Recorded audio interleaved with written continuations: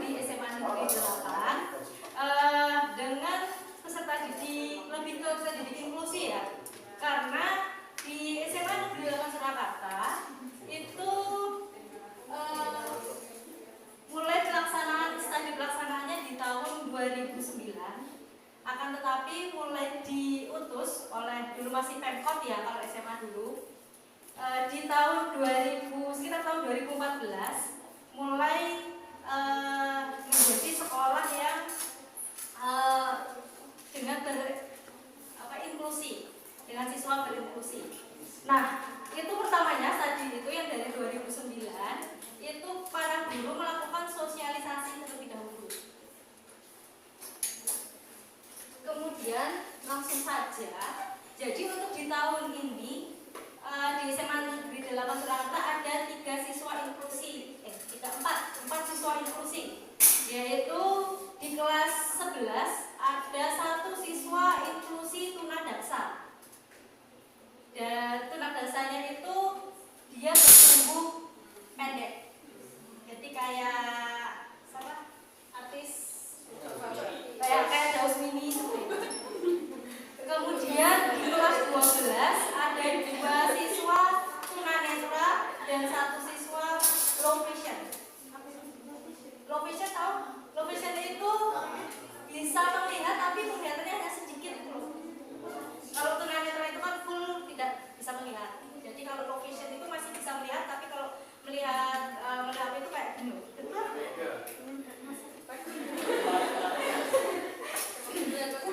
Jadi untuk kalau pembelajarannya, kalau untuk yang tunadaksa kan otomatis masih bisa mengikuti pembelajaran ya seperti biasanya, bergabung KBM seperti biasanya. Tapi kalau untuk yang tunanetra itu kuncinya hanya 1, jangan ada soal ataupun cerita ataupun pemaparan materi berupa gambar. Jadi untuk inklusi tunanetra itu punya HP khusus, HP-nya biasa, cuma ada aplikasi khusus. Jadi di HP tersebut, aplikasi tersebut itu udah ada, misal kita sebagai guru mengirimkan materi pembelajaran berupa PDF, berupa PPT, seperti itu, Word, seperti itu langsung ke siswa tersebut, mereka langsung bisa memahami dengan cara mendengarkan. Jadi siswa tersebut mendengarkannya melalui headset. Jadi kalau di kelas jangan main headset gini, tapi dia ada khusus spesial sendiri. Berarti dia mendengarkan pemaparan apa yang kita tulis, apa yang kita buat materi tersebut melalui indera suara. Jadi apabila ada gambar, itu mereka tidak bisa mengira-ngira karena gambar kan tidak bersuara, tidak ada tulisan. Jadi pokoknya berupa tulisan. Jadi kalau ada gambar, kalian harus memaparkan gambar itu gambar apa, harus mendeskripsikannya. Jadi biar siswa inklusi tersebut paham. Oke? Ada pertanyaan yang berkaitan dengan siswa inklusi? Kalau untuk pembelajaran seperti itu, tapi kalau kalau berdiferensinya untuk kalau berkelompok itu tetap ya. Jadi kalau saya penugasannya berdiferensiasinya seperti apa? Yaitu saya menanyakan langsung ke peserta didik, ke siswa tersebut. Misal konteksnya kita kalau membuat itu ya, konteksnya seperti membuat sebuah video stop motion misal, itu kan berkelompok.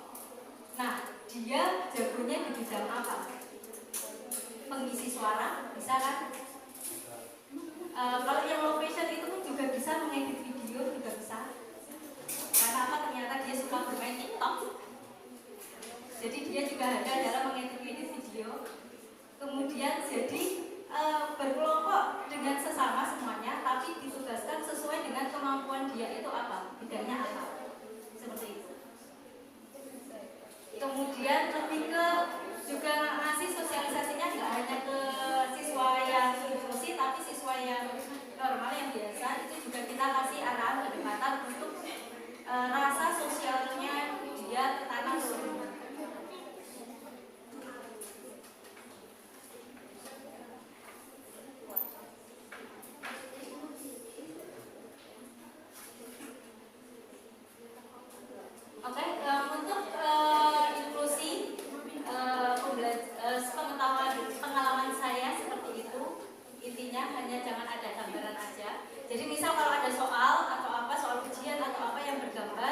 Jadi otomatis siswa itu kebingungan untuk menjawab. Jadi kalau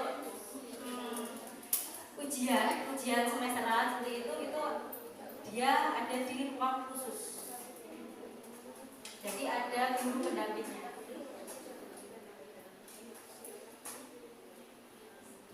Kemudian kalau untuk dimensi pembelajaran yang berhubungan dengan peserta didik, di sini kenapa kok namanya tadi Nana Cynthia itu teman saya, dia melaksanakan diklat di Hotel Swiss Berlin, diklat beberapa hari yang diselenggarakan oleh Balai Besar Guru Penggerak Jawa Tengah.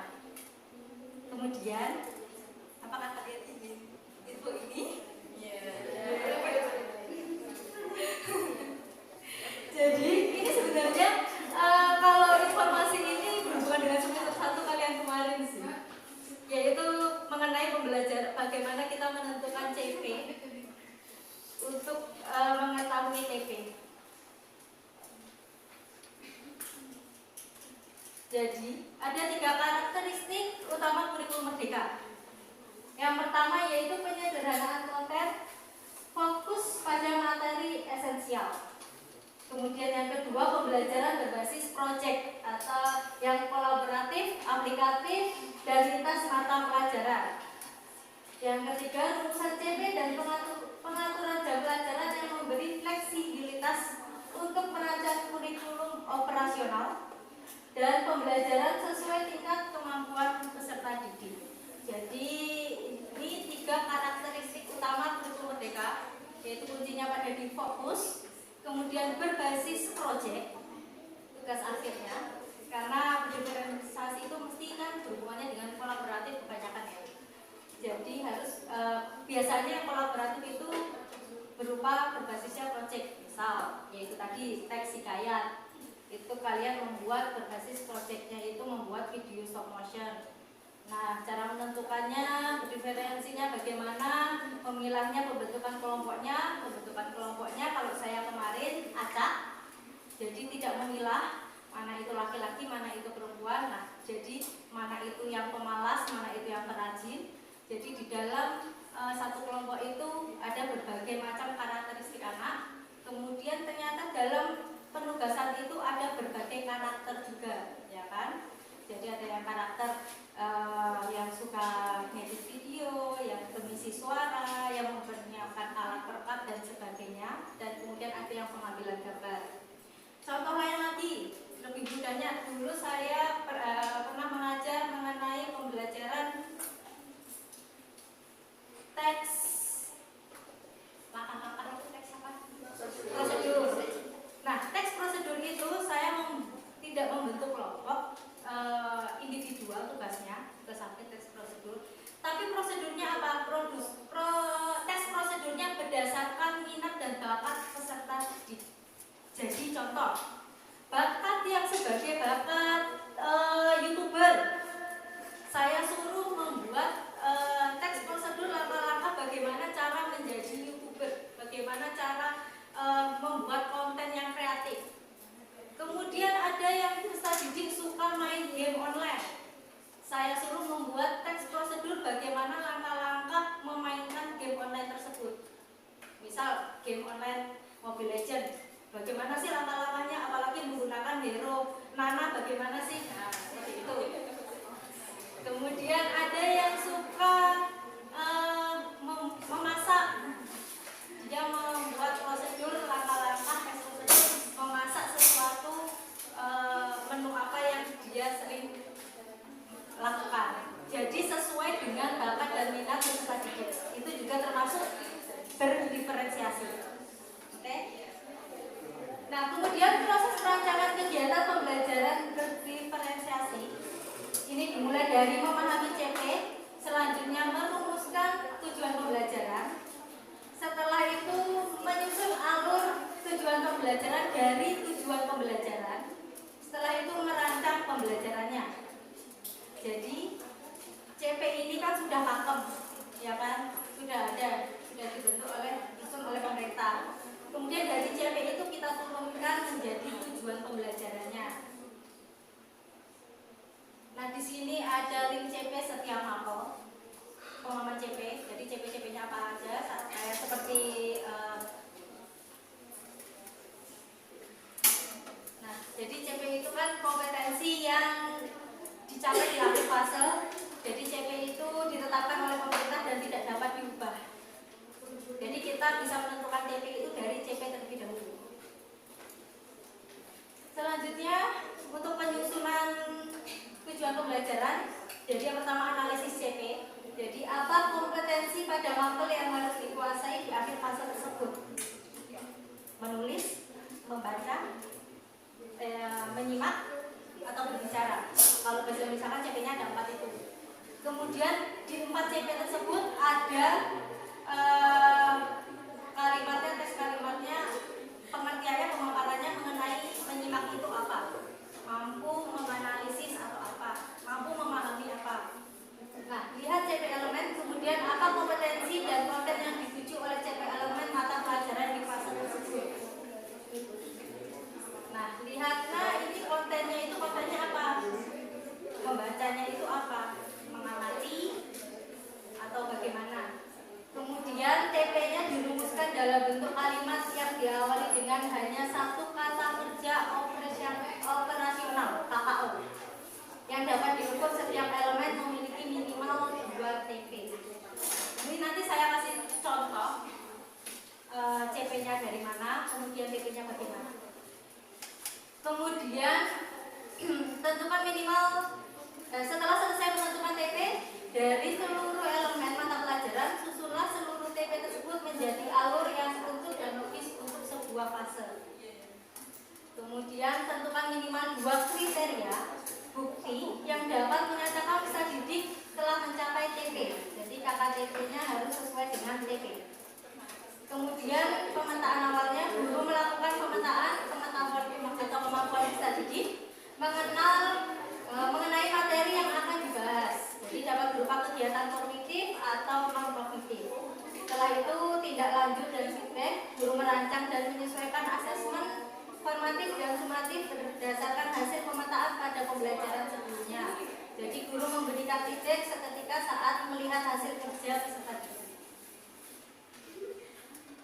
Nah, untuk merumuskan TP, di sini pendidik diberikan keleluasan menggunakan rujukan teori. Jadi ada dari, kalau kita bahasa Indonesia itu menggunakan taksonomi Bloom. Di sini ada yang revisi ya, taksonomi Bloom ya. Jadi yang mengingat, memahami, mengaplikasi, menganalisis, mengevaluasi dan menciptakan. Ini dari taksonominya dari tingkat yang mudah ke tingkat yang sulit. Jadi dari yang mengingat tingkat yang mudah ke tingkat sulitnya, paling sulitnya menciptakan.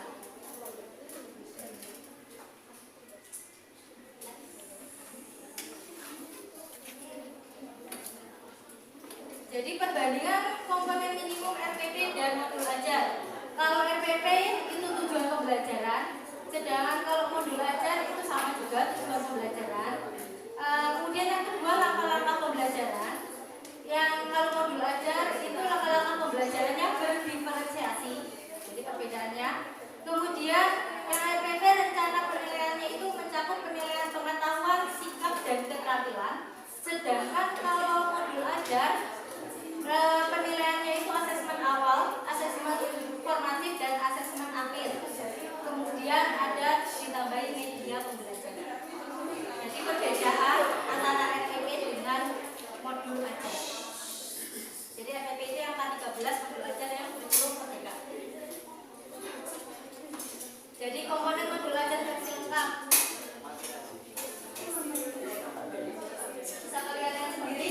Apabila kalian modul ajarnya berisikan ini semua, berarti otomatis modul ajar kalian benar. Jadi ada identitas penulis modul, ada kompetensi awal, kemudian ada profil pelajar Pancasila. Profil pelajar Pancasila ini boleh lebih dari 1. Ada 7 profil pelajar Pancasila. Kemudian ada sarana dan prasarana. Jadi sarana itu yang dapat dipindahkan, prasarana itu yang tidak dapat dipindahkan. Prasarana itu yang tidak bisa dibawa kemana-mana. Jadi contoh proyektor. Tapi proyektor sekarang ada yang bisa dibawa kemana-mana ya. LCD, bangunan. Kemudian target peserta didik. Kemudian Kemudian model pembelajaran yang digunakan, ini informasi umum di bagiannya, jadi dibagi 3 komponen. Kemudian komponen inti. Nah, komponen inti ini proses pembelajarannya. Jadi ada tujuan pembelajaran, asesmen, pemahaman bermakna, pertanyaan tematik, kegiatan pembelajarannya apa dari awal sampai akhir, kemudian refleksi pesan didik dan pendidik. Selanjutnya yaitu lampiran. Lampirannya itu ada LKPD, kemudian ada pengayaan dan remedial, ada bahan bacaan, ada daftar pustaka, ada glosarium. Jika komponennya kalian lengkap, berarti modul ajar kalian sudah bagus. Biasanya modul ajar itu kekurangannya kalian biasanya di glosarium, perlupaan tidak ada, atau tidak adanya bahan bacaan, agak adanya pengayaan atau remedial, biasanya seperti itu. Iya, bahan bacaannya sesuai dengan materi yang diajarkan. Jadi contoh puisi. Jadi bahan bacanya apa? Saya mengambil buku bacaan dari kumpulan puisi Sampah Hijau. Nah, kemudian selanjutnya elemen berdiferensiasi, ada konten, proses, produk, dan lingkungan belajar. Ini sudah disampaikan oleh guru ini, jadi tidak bisa sampaikan lagi. Penyusunan asesmen, jadi ada rencana asesmen, yaitu asesmen formatif dan sumatif. Ini pun nanti juga sudah disampaikan oleh guru ini ya, jadi nggak bisa saya sampaikan ulang. Nah, ini contoh teknik menentukan kriteria ketercapaian tujuan pembelajaran KKTP. Sebenarnya kalau ini nggak perlu saya sampaikan juga karena ini sudah ada tugas di semester 1 kemarin. Kalau nggak salah materi PPA kalau nggak salah. Seingat saya. Itu kalian disuruh menentukan CP dijadikan TPA. Mau saya tunjukkan contohnya pekerjaannya. Ini yang saya kerjakan KKTP-nya, menentukan CP menjadi TP. Saya cari CP bahasa Indonesia, saya fase E pilihnya. Jadi fase E itu kelas 10, kalau kelas 11 dan 12 fase F, kalau SMP itu fase D. Kemudian penyusunan TP. Di sini saya dari CP fase E tadi, ada bawahnya ada CP-nya sendiri, yaitu CP-nya di sini ada yang elemen, saya ambil elemen penyimak, yaitu pesan didik, mampu mengevaluasi dan mengkreasi informasi berupa gagasan, pikiran, perasaan, pandangan, arahan atau pesan yang akurat dari menyimak berbagai jenis teks non-fiksi dan fiksi dalam bentuk monolog, dialog, dan gelar bicara. Jadi kalau CP ini udah pakem dari pemerintah, jadi nggak bisa kita ubah. Nah, kemudian jadi dirubah ke TP. Nah, dirubah di TP ini kita ngambil komponen dari CP ini. Nah, yang saya ambil yaitu komponennya yang mengevaluasi dan mengkreasi. Jadi komponen itu yang ada imbuannya me. Jadi itu komponennya. Jadi bisa di satu CP ini ada berapa. Jadi bisa digunakan acuan membuat TP. Jadi TP-nya pesan didik mampu membandingkan teks laporan hasil observasi yang dibacanya dengan sumber lain. Seperti itu. Ada pertanyaan? Sudah sekian untuk pemaparan saya. Apa? Oke. Bisa. Terus kalian mana? Baik aja. Kalau ini kan pekerjaan saya PPG, apa pekerjaan saya LMS, jadi otomatis kalian sudah mengerjakan, sudah dinilai malah.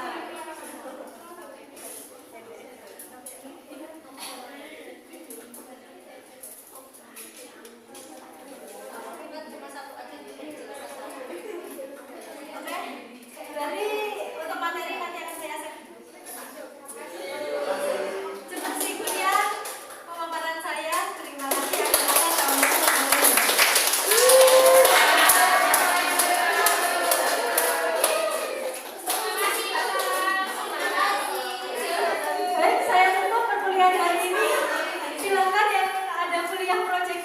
silakan kuliah. Yang tidak ada